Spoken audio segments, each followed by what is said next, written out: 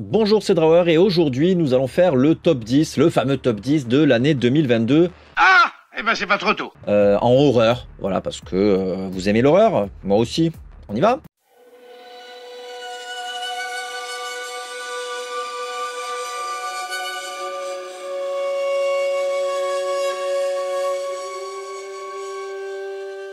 Alors bon, c'était un petit peu dur de classer, évidemment, j'ai fait comme j'ai pu, mais en numéro 10, j'ai mis Men de Alex Garland. Alors attention, c'est un film que j'ai beaucoup aimé, mais il y a des trucs qui m'ont un petit peu fait sortir du film, à savoir les sous-textes, les petites métaphores, comme quoi les hommes sont tous les mêmes. J'ai trouvé ça un peu gros, un peu putassier, et puis, pour tout dire, pas vraiment utile. Alors certes, c'était peut-être la vision de la meuf, mais bon quand même. Alors, de quoi ça parle Men, que je vous incite quand même à voir, parce qu'il est quand même dans le top 10, et j'ai vu plus de 200 films cette année, donc ça reste quand même un film que j'ai beaucoup aimé. Donc de quoi ça parle Men? En fait, ça parle d'une nana qui a subi un drame, on ne dira pas lequel, et elle va prendre un Airbnb à très très cher, quelque part en Écosse, ou je sais plus tout, ou en Angleterre peut-être, dans la campagne anglaise, je viens de vérifier. Voilà. Et donc elle va là-bas pour se reposer un petit peu et se retirer du monde. Sauf que dans cette petite campagne anglaise, il y a plein d'hommes qui ont tous la même tronche. Enfin, en tout cas, elle les voit avec la même tronche. Et c'est problématique parce que ces hommes sont un petit peu intrusifs dans sa vie. Donc c'est réalisé par Alex Garland, à savoir celui qui a fait les magnifiques Ex Machina et Annihilation, que j'avais beaucoup aimé. Surtout Ex Machina, niveau SF, c'est vraiment excellent. Donc voilà, un très bon réalisateur que j'attendais avec beaucoup d'impatience. Le film est un thriller qui passe du thriller à l'horreur, au drame, au body horror même sur la fin, bon sans spoiler. Donc c'est un film qui a plusieurs facettes, mais qui en a une seule pour les hommes. Encore une fois. Au niveau du casting, on retrouve Rory Kinnear qui joue le rôle de tous les mecs qui ont la même tête, qui est un excellent acteur que je ne connaissais pas trop avant, mais qui là m'a vraiment bluffé pour le coup. Ah ouais, il a joué dans Imitation Game quand même, je l'avais déjà vu en vrai. Ah, faut que je vois les Penny Dreadful, j'ai jamais vu Penny Dreadful. Ok, et donc il y a Jessie Buckley aussi qui a joué dans le film Je veux juste en finir, qui a fini dans un de mes tops 2021 je crois, de l'année 2020 peut-être, parce que 2021 c'était My Heart Can Beat. Bref, Jessie Buckley qui est formidable, voilà, qui est formidable dans ce film où elle est l'héroïne. Donc voilà, moi j'ai pris un peu le message de tous les hommes sont les mêmes, tous les hommes sont des forceurs, tous les hommes sont toxiques. C'est ce discours qui m'a un petit peu dérangé. Alors après on peut comprendre qu'elle est une haine des hommes, la nana, enfin le personnage, mais on sent que le message du réalisateur passe un petit peu au-dessus de la fiction, et c'est ça qui m'a sorti, parce que en vrai que le personnage déteste tous les hommes, c'est tout à fait compréhensible, vu ce qu'elle a vécu dans le film. No spoil encore. Pourquoi vous faites ça? Et aussi la BO du film est super anxiogène, j'ai adoré. Alors c'est les mêmes gars qui ont fait les BO des autres films d'Alex Garland, c'est Ben Salisbury et Geoff Barrow.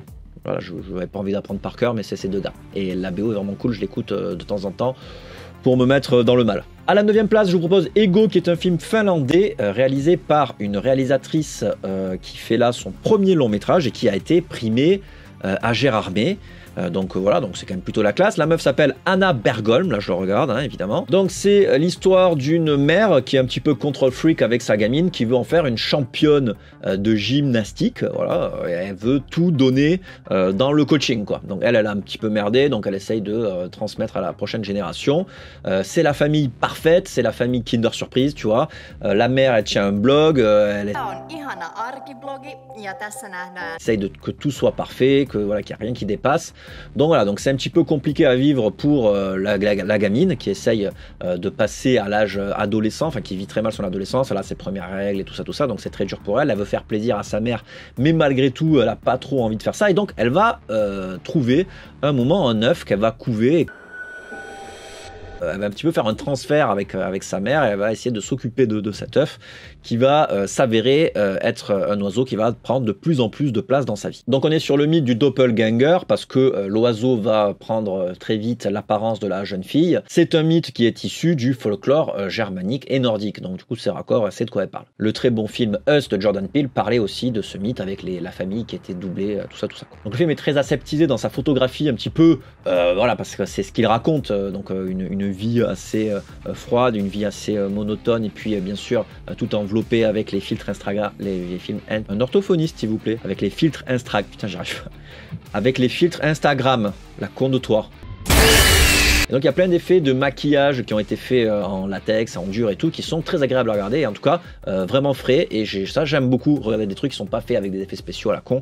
Je suis un peu vieille France, tu vois. Et donc bien sûr la créature est une métaphore du fait de vouloir sortir de l'œuf, de s'émanciper par rapport à ses parents, et comme je vous disais, de passer à l'âge adulte. Très intéressant, et puis l'actrice qui joue la gamine est bluffante, vraiment bluffante. Je vous conseille donc ce film Ego qui m'a beaucoup plu. En plus, concrètement, si vous aimez les films un petit peu à la Babadook, les films un peu elevated horror qui ont un sous-texte en même temps qu'une horreur pas trop hardcore, vous pouvez y aller les yeux fermés. Je me suis changé les habits pour continuer ce top. Qu'est-ce qu'il y a? Qu'est-ce que tu vas faire? Je pense qu'ils ont eu peur là. À la 8e place, je vais vous proposer un film du Festival du film fantastique européen de Strasbourg, le meilleur festival du monde en France, pendant lequel j'ai vu quand même 15 films en 3 jours et demi, ce qui est quand même plutôt honorable, hein, on va pas se cacher. Et ce film, c'est You Won't Be Alone. Donc You Won't Be Alone est un film australien avec Noomi Rapace qui, cette fois-ci, joue une sorcière. Je dis cette fois-ci parce que je l'avais vu l'année passée aussi au Festival européen du film de Strasbourg pour le film Lamb dont j'ai parlé sur la chaîne, putain, où elle adopte un agneau. C'est mignon, c'est tout plein mignon, on aime ça. C'est un mélange de Chirac et de Mitterrand. Putain, faut que j'arrête des imitations. Bref, on voit bien que Noomi Rapace aime beaucoup les films de genre et c'est tout à son honneur. Donc le film se passe au 19e siècle en Macédoine. Et non, ce n'est pas un plat qu'on trouve dans les cantines. Et en gros, cette sorcière va découvrir la vie petit à petit en changeant de corps, en prenant des corps d'enfants, des corps de vieux, des corps d'adultes, d'hommes, de femmes, en prenant un peu toutes les apparences. Elle est un petit peu polymorphe, quoi.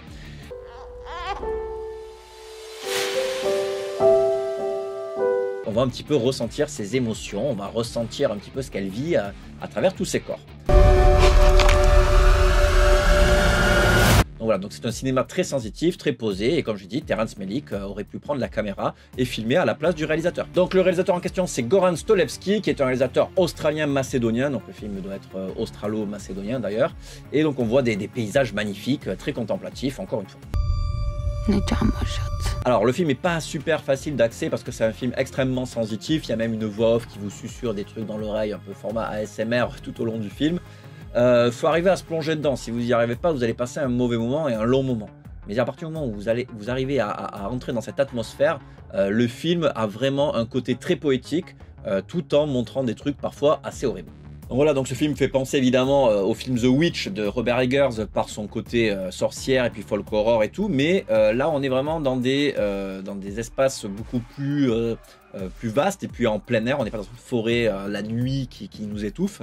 Et donc voilà, expérience sensitive vraiment cool que j'ai pu vivre en salle, que j'aurais bien aimé voir avec un petit chocolat chaud là.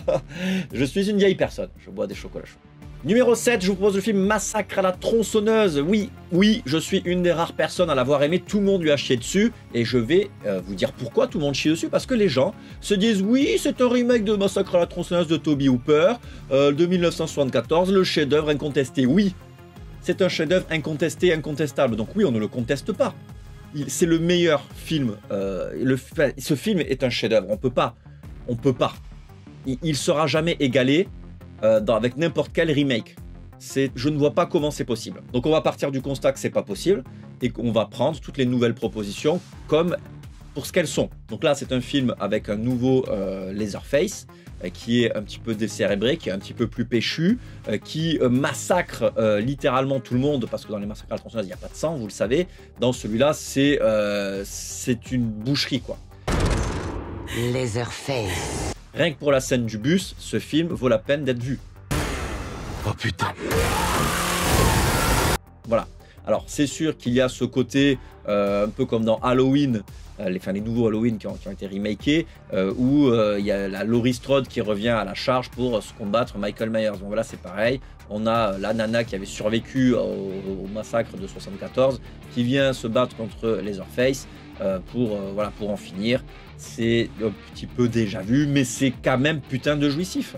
Ce sont des jeunes woke 2.0 qui sont tous sur leur smartphone, qui se font dézinguer. Je vais pas le laisser te tuer, d'accord? Moi, je trouve ça vraiment marrant, quoi. Enfin, je veux dire, les scènes sont drôles, quoi. Il y a des jetés de tronçonneuse, on dirait Mortal Kombat, le film. À la production, on a Fede Alvarez, qui a signé aussi le Evil Dead, le remake Evil Dead, et qui n'était pas du tout respectueux du matériau original, à savoir le Evil Dead de Sam Raimi. On est sur un truc où il n'y a plus d'humour. Voilà. Et là, c'est l'inverse, il y a beaucoup d'humour, alors qu'à la base, il n'y en avait pas du tout. Donc voilà, donc c'est des partis pris, et je trouve ça vachement plus intéressant que les Halloween Ends, Halloween Returns de mes couilles, qui sont pas du tout bien. Ils sont pas réussis, ces films-là. Je veux dire, c'est même pas divertissant, c'est juste nul, quoi. Enfin, c'est feignant. Là, il y a une vraie proposition, je trouve. Alors après, on n'aime pas, ok. Il y a des choses qui sont pas possibles et qui ne respectent pas le matériau original, mais faut-il respecter tout le matériau original? Je vous le demande. La réponse est non pour moi. Donc le film est une production de Netflix que je salue, qui était franchement divertissante. Moi, je me suis éclaté. Merci, au revoir. Regardez-le. Arrêtez de bouder votre plaisir. Arrêtez. À la 6e place, je vous propose le film Speak No Evil. C'est un film que j'ai découvert random parce qu'un pote à moi en a parlé sur son Facebook. Bref, oui, je vais sur Facebook et alors et donc ça parle d'une famille qui rencontre une autre famille, qui font copain-copain pendant les vacances. En gros. To the food, of course, and to love. Puis, suite à ces vacances, la famille invite l'autre famille à venir dans sa vraie maison. Pour se dire, oh, bon, c'est bien entendu, venez à la maison, on va prendre le brunch et tout, ça va être sympa. Alors au début, ils sont là, ils hésitent, puis ils finissent par accepter, évidemment, parce que dans les films d'horreur, il faut faire des mauvais choix. Et puis ils se trouvent dans leur maison et tout ne se passe pas comme prévu, évidemment. Alors, le film est inspiré de faits réels parce que le réalisateur a eu ce genre de truc, sauf que lui, il n'a pas accepté l'invitation, comme dirait Louise Attaque. Il n'y est pas allé. Et du coup, il s'est posé la question, il s'est dit, putain, mais si des gens y allaient vraiment, qu'est-ce qui pourrait mal se passer? This is for you. I'm a vegetarian. I insist. Et dans ce film, on a la réponse. Donc c'est un thriller horrifique, c'est plus un thriller, voilà. Mais c'est excellent. Le film est jusqu'au boutiste et il y a des scènes, franchement, qui vont vous rester gravées dans la rétine. Un très très bon thriller que je vous invite à voir. Ça implique des enfants, ça implique des parents. Donc si vous êtes en plus parents, vous allez passer un moment Nutella. Voilà, ça soulève des problématiques sur la parentalité, sur le couple, sur l'envie dans le couple, sur la notion de confiance. Peut-on faire confiance à tout le monde, à ses amis? Visiblement pas. One's forcing you to stay, but I really hope you do because today is gonna be a great day. La réalisation, la photographie, même la bande son sont vraiment chiadées, donc ça fait vraiment. Je comprends pas pourquoi on n'a pas parlé plus de ce film. Il est vraiment génial. Bref, regardez-le, c'est un super moment de cinéma. D'ailleurs, le titre du film en VF s'appelle Ne dis rien. Donc voilà, je dis rien de plus. Il s'appelle pas Ne dis rien de plus, mais t'as compris. À la 5e place, je vous propose le film X de Ti West. Ti West est un réalisateur que j'aime beaucoup. Vous pouvez déjà regarder le film The Sacrament qui parle d'une secte qui part en couille. On en parle dans le podcast Sans Visage, un podcast sur le cinéma qui aborde les thèmes les plus singuliers et les plus obscurs de celui-ci. Regardez-le, on va revenir bientôt. D'ailleurs, il y a d'autres films qui sont bien. The House of the Devil, qui est quand même super cool aussi. Et Your Next, j'avais oublié Your Next. Donc dans ce film-là, on suit une équipe de films pornographiques. Tous les meilleures leçons. Il n'y a personne d'autre qui est comme toi. Qui va filmer dans une espèce de grange et ça ne se passe pas comme prévu parce que le voisinage est un peu étrange, notamment une vieille femme. Ça se produit quand la nuit tombe. Qui est pour le moins creepy. Et moi les films avec des vieux, ça me trigger de ouf. Cette femme était dans mon lit, elle me touchait. Donc le film se passe dans les années 70, ça parle du côté moralisateur du sexe dans les films d'horreur, voilà, et puis il y a cette castration du sexe, parce que le sexe c'est mal, vous le savez, dans les films d'horreur c'est toujours puni, puis voilà, donc c'est hyper sympa, je trouve, il y a vraiment ce traitement pas du slasher, mais presque, avec des acteurs qui sont excellents, notamment l'actrice principale qui joue d'ailleurs dans ça va être une trilogie je crois, et puis il y a eu le film Pearl que j'ai pas encore vu, et qui paraît qu'il est tout aussi bien, il faudrait que je le voie en 2023. Frustration, jalousie, pulsion de mort, peur de la mort, voilà, sont autant de choses qui poussent les protagonistes à faire des choses épouvantables. Alors ce que j'aime bien dans le cinéma de Ti West, c'est que ça alterne un petit peu entre horreur froide, pure et très frontale avec l'humour. Et je trouve que l'humour est vraiment un bon médium pour désamorcer la peur dans le cinéma, pour en remettre une autre couche derrière et surprendre le spectateur. D'ailleurs, donc l'actrice principale s'appelle Mia Goth, je sais pas si on dit Mia Goth ou peu importe, et elle est incroyable, elle joue le rôle de la vieille, vous pouvez voir les maquillages qui sont incroyables, et elle joue le rôle principal de l'actrice porno qui est dans l'équipe. Il y a aussi Kid Cudi qui joue dans le film, qu'est-ce qu'il fout là le gars? Et il y a Mercredi. Je sais plus comment s'appelle l'actrice, mais la meuf qui joue dans Mercredi, la série de Mercredi de la famille Adams. T'avais compris. Arrête. X est une excellente surprise, je vous le conseille. Il est à la 5e place. Bisous. Je dirais que c'est une sorte de film d'horreur complètement tordu. À la 4e place, je vous propose Nope, qui est un film que j'ai déjà critiqué sur la chaîne, une vidéo de plus de 20 minutes qui explique en détail tout ce que je pense du film. Donc allez la voir, elle est sur ma chaîne YouTube, Drawer TV, tu connais. Le film est un hommage au cinéma, donc moi quand le cinéma parle de cinéma, ça me plaît fatalement. C'est un film de Jordan Peele, j'aime beaucoup Jordan Peele. Bon, rien d'original à aimer Jordan Peele, ses films sont vraiment stylés. Et donc voilà, donc ça parle d'extraterrestres, donc ça mélange de science-fiction et d'horreur. Ça se passe aux États-Unis dans les grandes plaines arides et tout. Ça fait très western. Enfin, pour moi, c'est un western science-fiction d'horreur. J'adore tous les genres que j'adore. Nope de Jordan Peele est une petite tuerie. Je l'ai vu en IMAX en plus et c'était une séance exceptionnelle. Allez donc voir la vidéo complète sur ma chaîne. Merci. Non. À la 3e place, ça y est, nous sommes sur le podium. Je mets le film Terrifier 2, qui est la suite de Terrifier. Évidemment. C'est un film de Damien Leone, qui est un film qui a eu énormément de succès aux États-Unis et qui a débarqué en France dans les salles. Je crois qu'il est actuellement dans les salles au moment où je vous parle. Ça, c'est exceptionnel qu'il soit dans les salles, c'est trop bien. Donc, ce film est un film de slasher avec un clown horrible qui est invincible, démoniaque, qui vient dans tes rêves, C'est un peu le mélange de Freddy Krueger, Jason et tout ce que tu veux. Il est muet. Et il est creepy as fuck. Et surtout, il est ultra violent, il n'hésite pas du tout. Si vous avez vu Terrifier 1 que je vous conseille, il y a une scène d'ouvrage de meuf en deux qui est mémorable. En plus, le film a été annoncé en 2020, mais il n'a pas pu sortir à cause de la fucking pandémie, donc il s'est fait désirer. Je l'ai attendu vraiment. Alors, le défaut du film, c'est qu'il est beaucoup trop long.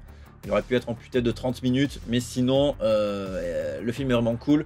Ça part en plus dans un délire de super-héroïne. Il y a une femme forte qui est l'héroïne, toujours comme dans les films d'horreur, voilà. Mais celle-là, elle atteint un niveau un peu Wonder Womanesque, c'est-à-dire qu'elle devient une super-héroïne. C'est hyper badass, c'est hyper décalé, c'est un peu fou. Par moments, c'est un peu too much, je dirais, mais je suis ok pour l'accepter. Puis Art, le clown du film, est vraiment hyper sadique. Il n'hésite pas à faire beaucoup de mal. Et c'est pour le plus grand bonheur, évidemment, des spectateurs, parce que c'est très gore. Et moi, les films gore, splatter et tout, j'adore ça. Donc, je me suis éclaté, je l'ai vu avec les copains. Très bon moment, très bon moment. Puis ce qui marche bien, c'est que c'est très ancré dans la réalité. C'est un film à assez bas budget. C'est vrai que le côté trop long et Marvel m'a fait parfois sortir du film et m'a fait un peu souffler. Le premier est mieux, je trouve. Terrifier 1 est meilleur que le 2 parce qu'il a ce côté plus authentique et plus réel, quoi. Le 2, il est un peu over the top, mais très divertissant. Donc, ouais, je peux pas bouder mon plaisir, quoi. 3e position, direct. En 2e position, c'est le film Deadstream, film que j'ai vu sur la plateforme Shadows. J'ai découvert comme ça au hasard. Et c'est un found footage dans lequel il y a un gars qui est YouTuber. This is Sean Ruddy, coming to you live. Et qui fait des vidéos un peu putassières. Et à un moment, il subit un bad buzz. Et du coup, il essaye de se rattraper en faisant un stream. You have watched me face my fears for your entertainment. Dans une maison hantée et qui est réputée comme étant vraiment hantée. The most haunted house in the United States. Et celle-ci va se trouver être vraiment hantée, donc il va passer un mauvais moment pendant cette soirée et en live. Donc voilà, donc il a des caméras GoPro qu'il met en haut de sa tête, sur ses épaules, un peu comme Antoine de Maximi dans J'irai dormir chez vous. Puis il en place beaucoup dans les maisons et ça c'est super malin parce qu'on a des points de vue de caméras qui sont partout dans la maison, donc on est vraiment immergé dans cette truc comme si on était nous-mêmes le viewer de ce stream. Monitoring 3 rooms, all of which have actual documented paranormal activity. Et ça c'est excellent. D'ailleurs on peut voir même sur le site internet du film Deadstream les caméras et on peut changer les caméras. Le site est super drôle. On peut voir même la chaîne YouTube du gars. Enfin, le film est très inventif. Il est très malin, très drôle.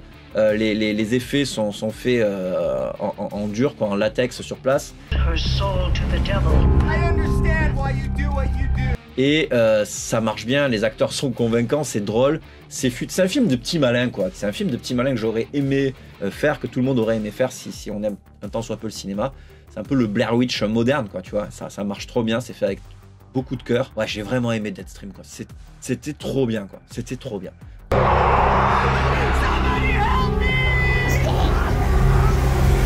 Donc c'est hommage à Evil Dead bien sûr aussi. C'est trop bien. Regardez ce film putain. Ah oui, et d'ailleurs, le film est réalisé par un couple qui s'appelle Joseph et Vanessa Winter. Et l'acteur qui joue le rôle principal, c'est Joseph Winter. Donc voilà, c'est un petit film fait par un couple. Ça, c'est marrant, les films faits de famille. Il y a aussi Hellbender de cette année qui a été fait en famille, qui est ok, pas ouf. Il était dans le top Rotten Tomatoes, j'ai pas trop compris. Bon bref, je m'égare. Mais ce film-là, Deadstream, il est formidable. À la première place, je vous propose le film The Sadness de Rob Jabaz, film taïwanais canadien, enfin réalisé à Taïwan en tout cas, qui est un film formidable d'infectés. Il vous fait faire les pires trucs auxquels vous pensez. J'ai eu la chance de le mettre en avant-première sur une séance au cinéma où c'était un film mystère, donc les gens sont venus voir le film sans savoir ce qu'ils allaient voir. Ils sont tombés sur ce film qui est une horreur. Enfin, le film est infect, hein, voilà. Que ce soit au niveau des effets gore, que ce soit dans la morale et dans tout ce qu'il met en avant, parce que ce sont des zombies, on va dire zombies, des infectés, quoi, qui n'ont plus aucune morale et qui disent et font tout ce qui leur passe par la tête, leurs plus bas instincts viennent, rejaillissent, quoi. Et du coup, il y a des trucs horribles comme des scènes de pénétration de l'œil, je postillonne sur l'objectif, putain, comme des scènes de pénétration de l'œil où le mec baise un orbite, quoi, et un orbite, putain, ça marche bien, non, laisse tomber. Il y a du viol, il y a des mecs qui se font ouvrir la tête, il y a de l'huile de friture sur la tronche, il y a des trucs vraiment dégueulasses, c'est formidable. C'est génial, il y a une scène en plus qui fait écho à un fait divers qui s'est passé à Taïwan, à savoir dans un métro, un gars a vraiment attaqué à la machette d'autres gens, donc ça s'imprègne de la culture, ça a été tourné pendant le Covid aussi. Donc voilà, donc il y a ce truc d'infection et de comment l'État gère une pandémie. Enfin voilà, ce film est un film hyper drôle, enfin drôle dans le côté sadique, hyper malin. Si vous connaissez la BD Crust, ça c'est directement lié. Voilà, avec ces personnages infectés qui deviennent des pervers, voilà. Et voilà, donc ce film je l'ai vu 2 fois cette année et 2 fois c'était 2 claques, c'est excellent. La VF est vraiment absurde. Ils enlèvent des trucs qui sont, par exemple dans la VO, ils sont en train de taper un gars dans les couilles avec une batte de baseball avec des barbelés et tout, enfin, voilà. Et en fait le gars il est infecté et à la fin il dit oui, pourquoi tu es intervenu, parce qu'il y a un gars qui intervient pour le sauver, il dit pourquoi tu es intervenu, j'avais pas encore joui. Ça c'est ce qu'il dit dans la VO, j'avais pas joui quoi, tu vois, c'est horrible. Alors que dans la VF il dit juste pourquoi tu es intervenu. Voilà, c'est débile. Le film est une tuerie, c'est vraiment hyper jusqu'au boutiste, voilà, le cinéma taïwanais en plus c'est plutôt assez rare et je dois aller chercher mon fils à l'école. Regardez The Sadness si vous ne l'avez pas vu, voilà, c'est le meilleur film de l'année pour moi. Je te lâcherai pas tant que je t'aurai pas baisé dans tous les sens. Voilà, ce top est terminé, j'espère que cela vous aura plu. On se retrouve bientôt pour une prochaine vidéo, je l'espère, parce que la vie c'est long, c'est compliqué, c'est dur, il y a plein d'aléas et puis la vie de papa fait que j'avais beaucoup moins de temps pour faire des vidéos. En tout cas, voilà, j'espère qu'on pourra se revoir bientôt. N'hésitez pas à donner de la force dans les commentaires, c'est important pour moi. Bisous!